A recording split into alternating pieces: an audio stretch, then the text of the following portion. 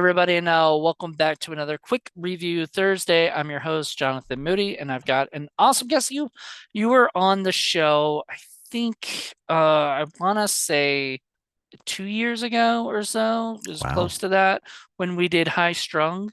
Yes. That was I think Yes. 2000 and I want to say 2021 when we did that. So like the end of that. So it was almost 2 years. Oh my God. But welcome back, Mark D Valenti. How are you doing, Mark?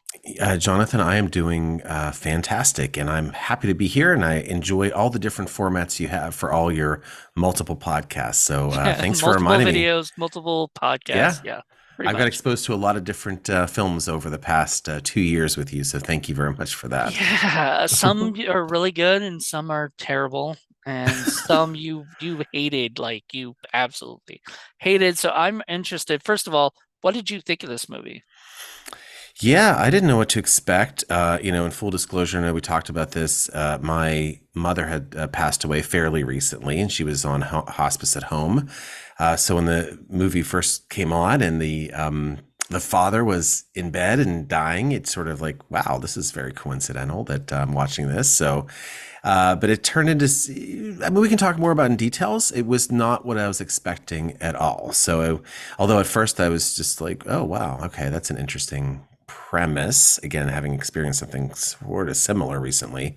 But the rest of the movie didn't really dwell on that. It was a very interesting character study with a lot of interactions, let's just say. But again, we can go in more detail about it. Wasn't Yeah, what I expected. neither like so I owned it. Um, Yes. I I don't think I watched it before. Like, I think I borrowed it from Netflix once and then never ended up being able to watch it before I had to return it Hmm. and stuff. Even though you can keep it for as long as you want, sometimes I want to just like, if I'm just, not in the mood. And I Yeah. knew it was comedic but dramatic, and Hmm. you really have to be in the mood for a lot of that and stuff, especially something so heavy as like somebody's death and Sure. everything. And the fact that they did make a comedy out of it, which was sort of a little bit surprising. There's a lot of drama, but that came with all the different characters. So I'll just say a little background of this. This was Chris James's movie. Chris James is an actor. He's been on tons of TV shows and movies and whatnot. And he was in like acting classes with a bunch of these people, or just friends with a lot of these people that came into the came into it, it seems. And he just it I saw this like behind the scenes video that you can find on YouTube that Chris has, and it actually was behind the scenes of in memory of my, which we didn't even mention the movie name, I don't think, in memory of my father. So Chris James made this film, and he basically called up his friends and were like, "Hey, my friend David, I think his name's David, the guy, the father, the guy who played the father, had a house that he was selling, and he had like a few days left on it. So he was like, "You want to come over?" And they decided to just make a movie, Hmm. So they all got together and just shot a movie. And I think he had somewhat of an outline. Only James or Chris James can like say what Hmm. he did, but I think he had somewhat more of an outline, and then he kind of let people improv on it and kind of Hmm. do stuff. But it definitely feels like improv. For it, the dialogue seemed natural, you know. Yes. Oh And yeah, that's it a good definitely thing. seemed natural. I agree with that assessment. And what year did this come out again? It was 2005. Five. Well, Yeah, okay. something. So I've seen three different things. So Hmm. the first off, one of the characters in the movie had died in 2001. Mm. Okay. So I was like, oh, okay. Or one of like the produce somebody, died in 2001. So I was like, so was this made before 2001 and then released later? Hmm. On IMDb it says 2005. Then later on like Wikipedia or somewhere else I saw 2008 Hmm. as a release date. So I'm not sure which which one it was. Maybe it was released to the like a Tribeca Film Festival or something in 2005, but then Sure. actually released on DVD in 2008 or something. That's interesting, and I know you did a lot of research on this film, so I'd be interested in what else you've uncovered. But yeah, I guess it's possible. I mean, look, I mean, House of a Thousand Corpses, as you know, was made many years before it actually came out, as Rob Zombie was trying to shop it around to see who had won it. So it's, as you know, lots of films are done like that. So it could have been made much earlier, as you said.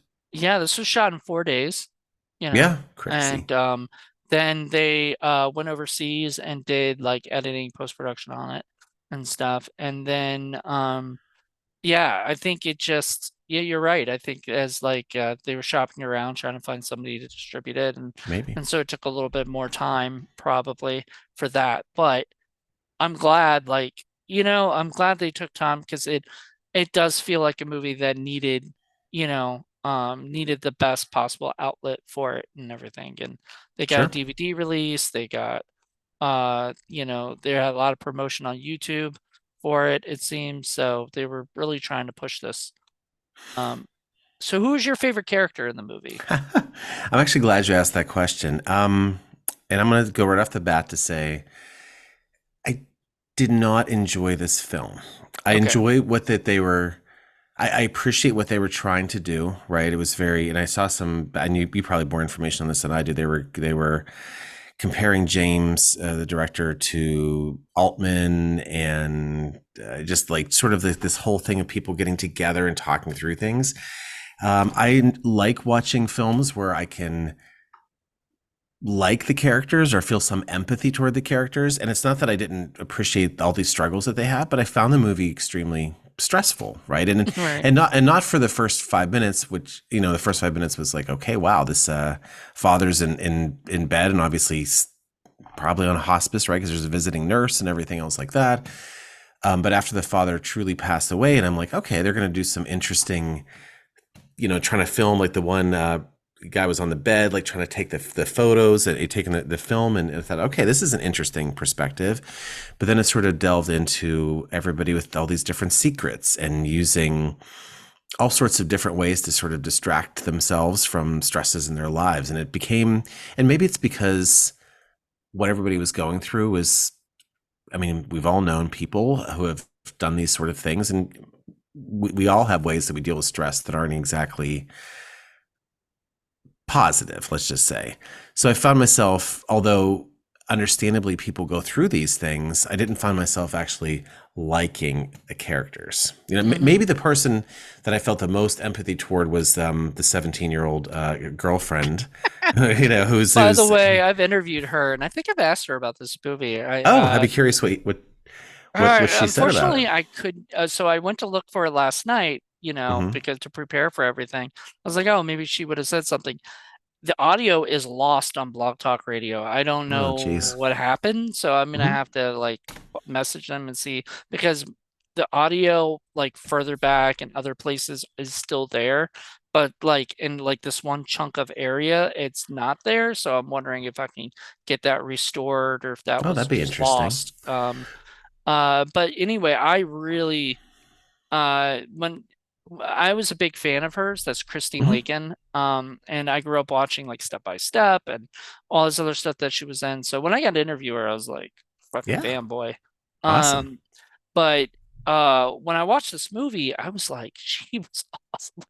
Hmm. She did such a fun like she was a 17-year-old girl who was dating Chris, and that in itself was already off-putting, that Hmm. a like almost 30, if not, close to 30 or whatever, guy Sure. was dating a 17-year-old. In fact, even everybody was but they were also not surprised. It didn't seem like it seemed like that was his thing. Right. Agreed. And he justified it by saying that she was emancipated, I believe, in Yeah. what he said. So, yeah, I'm curious about what your thoughts are overall. Like I said, except for the character we just talked about, who at least I kind of felt bad for because she was, again, 17 and sort of naive to the world and was obviously roofied as part of all this and just sort of trying to, because she was on Rohypnol, right? I think she was like given that, and she was, Mhm. I don't know. I just felt bad for her out of everybody, but I don't know what your thoughts were overall about the movie, or if there's anybody that you liked. Um, I mean, Jeremy was my favorite. The guy that was right there. Sure. Jeremy Sisto. I've been a fan of his since forever too, and I think he was in Clueless and tons of Yeah, other great of 6 Feet course. Under. Which, if you, I didn't notice this until I reheard the Daddy's Dead song that they sing Yes. in the movie, which is pretty fucked up. I mean, it's a very dark movie. If you think this is like, if you're gonna watch a movie that's gonna make you feel better about grief, don't watch this movie because this does Right. not at all. This is just a bunch of narcissists getting together, It and was. uh, and which is funny because I think all those actors themselves just had fun playing. Like this is like It's Always Sunny before It's Always Sunny, but like I think more so what It's Always Sunny was originally gonna be like, because Mm, originally It's Always Sunny was gonna be about a bunch of actors that dealt with their whatever and stuff like that. Then they decided like they ended up putting it in a bar and setting it in Philly and not LA and everything so people could more relate. And it actually made their characters, even though they're unlikable, they're still got a little bit of likability. And in this movie, they're just all just scumbags who, I mean, the only one I guess who I didn't really get to get to really know, other than the teenage girl. You kind of get to know her, but you kind of realize she's naive, was Meadow, mm. who's Meadow Sisto, Jeremy's sister's Real life actual sister. real Right. life Yeah. sister.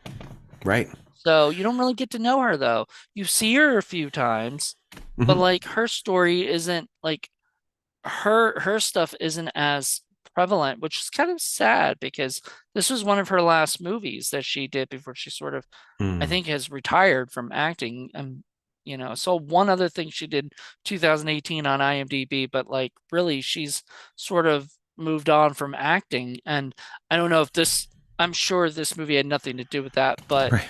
like this is her last movie. So it was sort of a sad like farewell to that. Like I would love to see her do more stuff, my opinion. Yeah, I mean, you clearly did do your research in all of this, which I think is fantastic, right? It gives a lot more depth to the conversation. Yeah, I think it's I don't know. Like I said, it's so one. I feel like, except for the initial beginning part, right, with the father dying, right? Spoiler alert. There was First the few, rest, 5 seconds. So right? The rest of the movie could have happened in any backdrop. You know what I mean? It could have happened. So what I'm saying is, I feel like, yes, I know that they read, he did the video recording of his will and everything else like that, or at least where his money was going.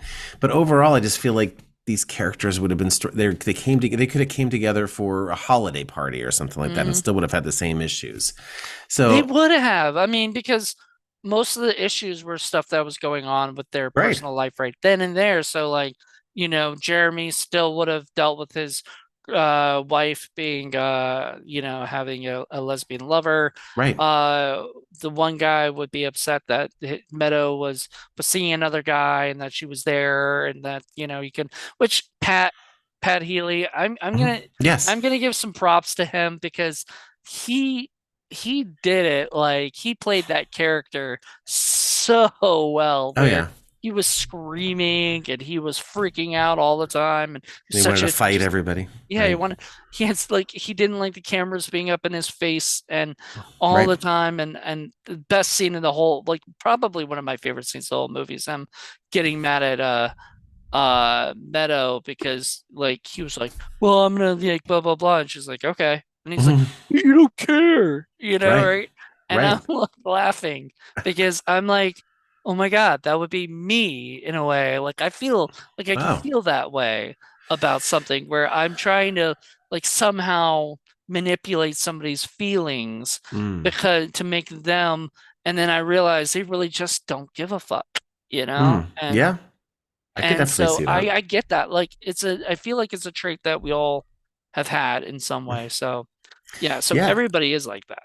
Yeah. And great call about Pat Healy, right? I mean, the actors themselves, I think, did a phenomenal job of playing these scumbags and playing these characters that were struggling with addictions and not just substances, but having sex with other people and just getting involved with everything else around them. I think they did a great job. I couldn't place him at first, but obviously he's on Better Call Saul as well. Pat Healy, Mhm. if you've seen this in obviously some of the much later episodes, but yeah, I think they did a fantastic job with all that. I guess,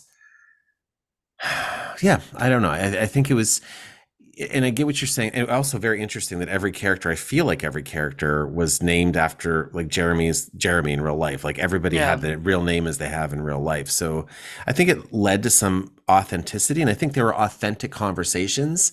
But as you said, they were narcissistic conversation where everybody's just sort of doing their own thing. And, whenever I saw Chris, right, I guess the only person probably didn't have his real name, was when I saw him get so angry because his dad didn't leave them any money, Oh no, right? he So, did use his real name. His real name's Chris oh, it James. is So right. You're right. Okay, yeah, thank you, so he thank used you. his real name. You're right. But yeah, you're right. He got mad and angry because they left all the money to his To girlfriend Judy, or right? whatever, I was wife. surprised to see Judy Greer in this. I didn't know Yeah, that she was Judy in it. Greer. She was Right, wonderful. right, She was so funny. But she was unlikable. Like right, in some way, each and every one of them had this little bit of like, we're all out to get ourselves. I mean, the right. only one who even so there's the uncle, and so there's like a lot of drama with Yes. all of the characters. So,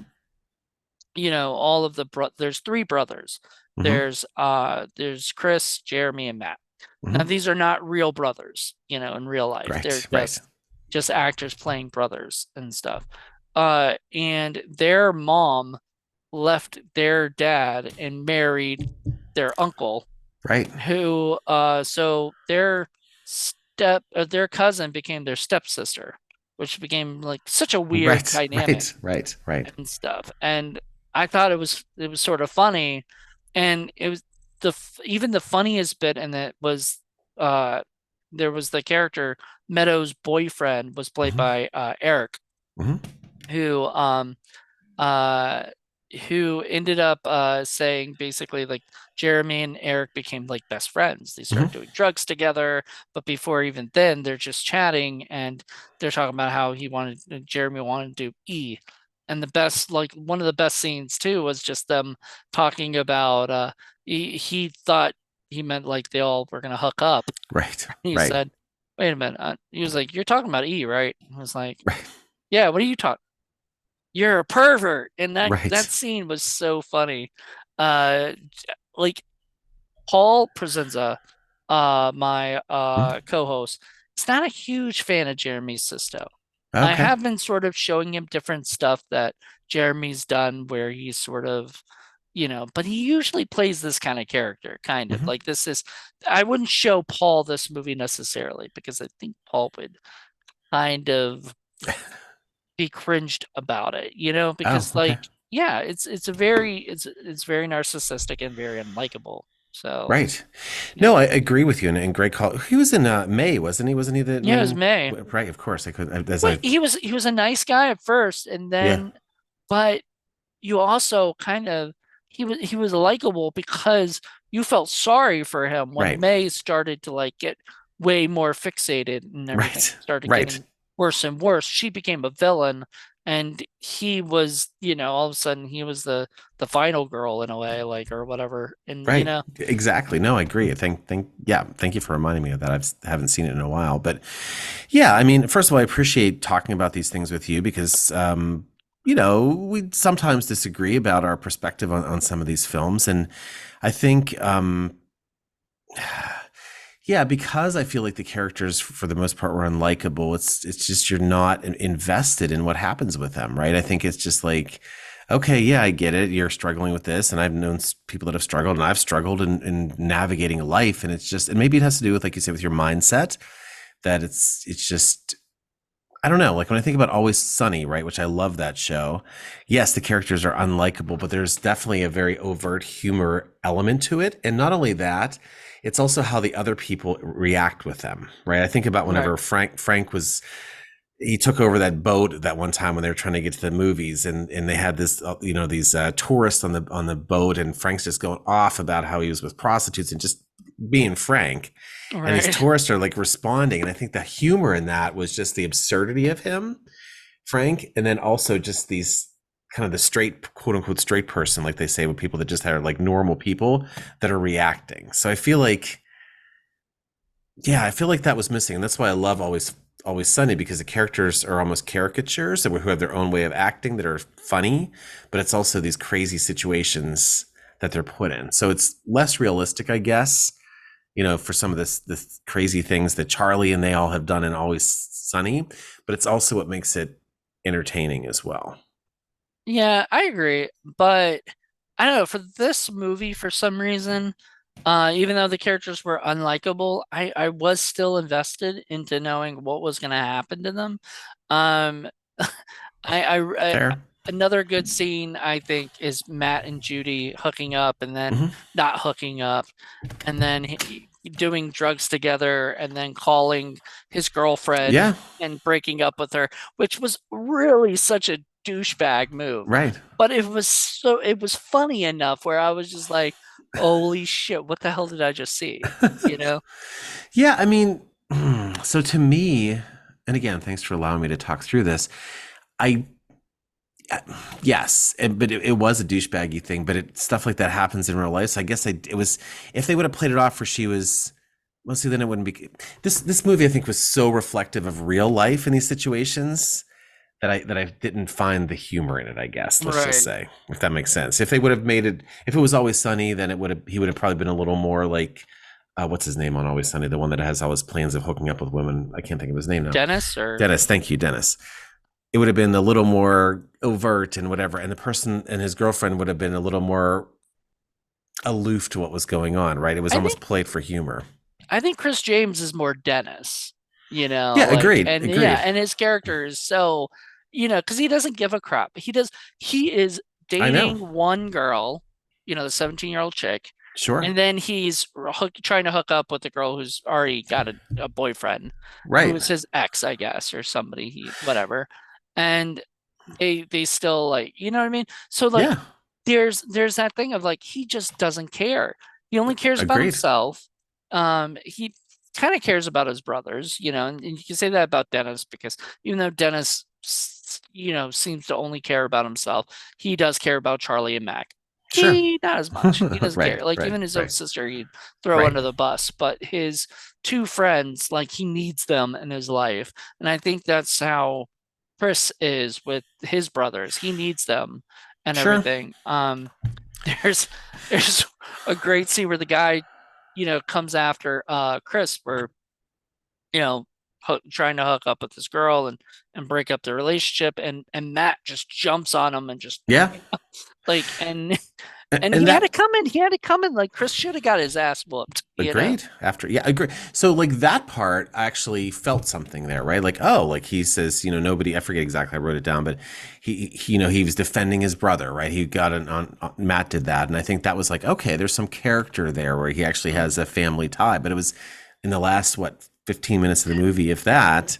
And you never So really see Matt and Chris together right. until then.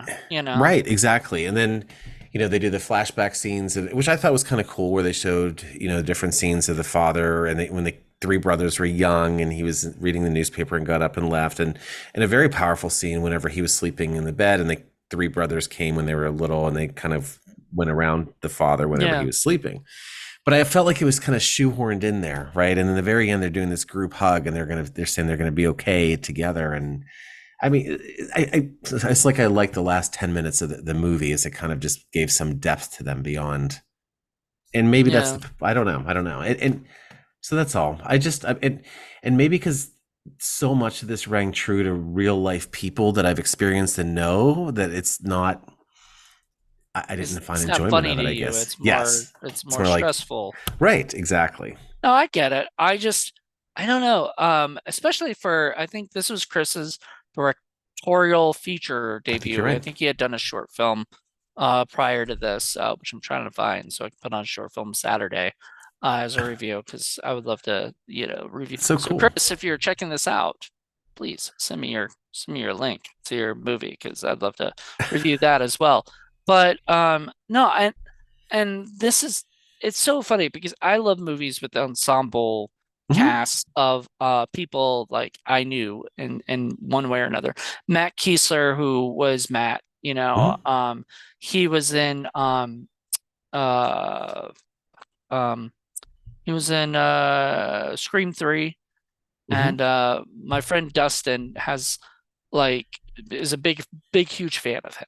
You know, like that's he loves Matt. So I told him Matt was in this movie because I never even heard of it, which Hmm. really disappoints me that this is a movie that sort of fell on the Well, wayside. so what made you decide to pick this in the first place then, Jonathan? I'm curious. I think I was just looking up Jeremy Sisto movies at the Okay. time, and I was like, oh, in memory of my father. Then I was like, who could I get for that? And I was like, Mark D Valenti. Because I have no idea. I was trying to make up for High Strung. I don't know. I think you like this a little bit better than High Strung. Yeah, I definitely Um, liked it better than High Strung. High Yeah. Strung didn't it made you high strung, I think. Well, no, I mean, again, I give credit to the actors. I give credit to the sort of the novelty of doing this. Like you said, 4 days, just kind of getting people together and improv. It was very natural. It wasn't like I felt like everything was forced. It just, and maybe because it was so well acted that it was so much like real life. It's why my reaction is not like, oh, this was a bad movie. It was like, this was a somewhat stressful, depressing movie in a lot of ways, and it's, you know, Yeah, I mean, all I could think about at the end of the movie was like, so who gets so I guess Judy Greer gets the house and stuff and yeah, I everything, guess. Yeah. So they left him. And I mean, the funny thing is, so in the beginning of the movie, they talk about how he was bribed by his Yes. father. Right. I wish I saw that somehow or another, but I guess you can't because the whole idea of the movies is supposed to be documentary style. So Mhm. it's supposed to look like a documentary. So you can't really like because unless they were filming him, bribe him at that time, which I doubt would happen. Right. Like Right. you're not going to see it. So he was describing that he was bribed by his father to show up to. So I thought it was going to be when I watched the movie originally, I thought it was going to be more about the way that it described was going to be more about the father Yes. Yes. um and the memories he had of his father becoming this big time Yes. producer and all this other stuff.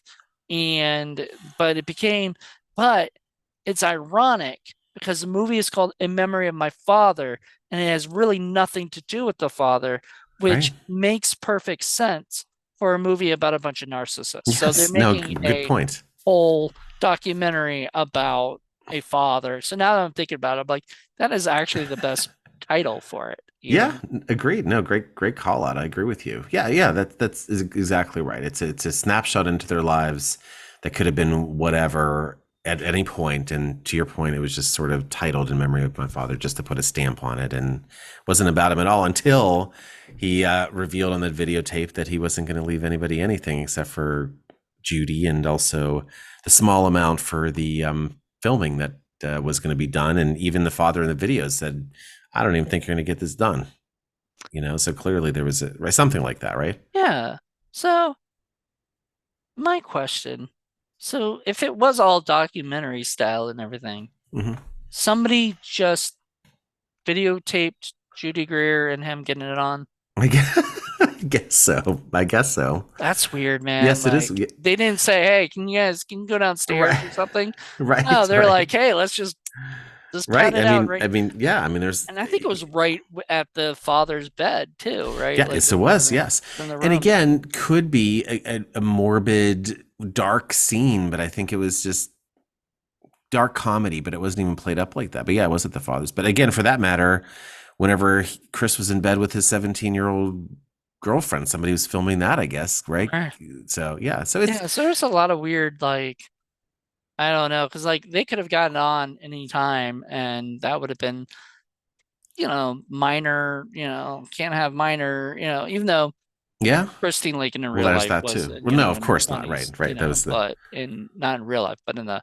movie, she's 17 and they're videotaping Yeah, right.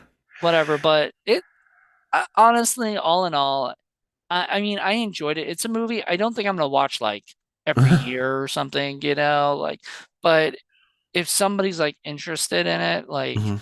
sees my collection of movies and sees In Memory of My Father, it's like, what is this? sees the cast and is like, I want to watch this. I'd be Yeah. interested in watching it again. Yeah.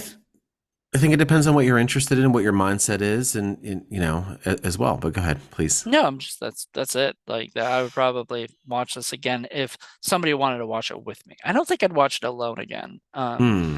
Just because it is, you're right, it does have a little bit depression, to it. So Well, yeah, and I think it's just again so much trying to escape and trying to deal with stresses with using substances, right? And also using sex and just a lot of just ineffective behaviors. And again, it just rings so true again as I mentioned, just the people that I've known and situations that I've seen, and it's just yeah. So to me, it just sort of brought me down a bit, you it kind know. of turns you off a little bit when Yeah, I you're would say seeing so. I it. would say so. Yeah, Oh, again, I that's get just it. me, but again, it's again well acted, believable, and again, an Too interesting believable. premise. Yes, exactly, too believable. I'd agree. So Well, yes, that's perfect. Thank you, Mark. And that was so we did another quick review Thursday with Mark D Valenti.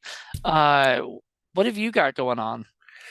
yeah. Great question. We're still in the middle of filming the sixth anthology. Of course, we're actually filming the one of the later segments, which is called Redwoods. It's actually one of the shorter segments with a smaller cast in Boise in September.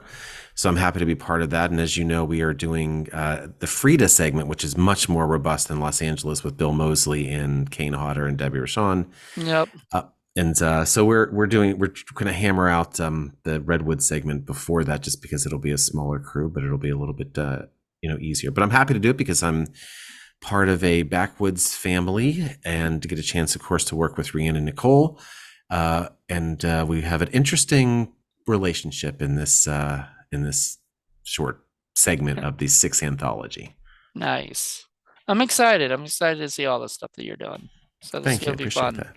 Thanks, Scott is a Jonathan. great guy, and I can't wait for you guys all to get this stuff. Rhiannon's a great girl. Like it's just all those people that are involved. You guys are really rocking it out. And want to give a shout out again to also to Misty Wagner because Misty is also awesome. So Yeah, yeah. Thanks for calling that out. And I know, just wrapping it up, and Crystal Shea, of course, is involved in BJ Mezek, and just a great cast and crew that are involved with that. So thank you for allowing me to talk a bit about this yeah, sixth anthology film. it's gonna be a lot of fun. So I can't wait for you guys. Can't wait for to see it. Myself. So Thank you. um, so everybody, thank you guys once again. I think I'm pretty sure in 2 weeks you'll get another episode with Paul. He'll probably have me for that episode. So Nice. we'll be back again. But until then, everybody, hope you guys enjoyed this and have a good one. Bye. Thanks, Jonathan.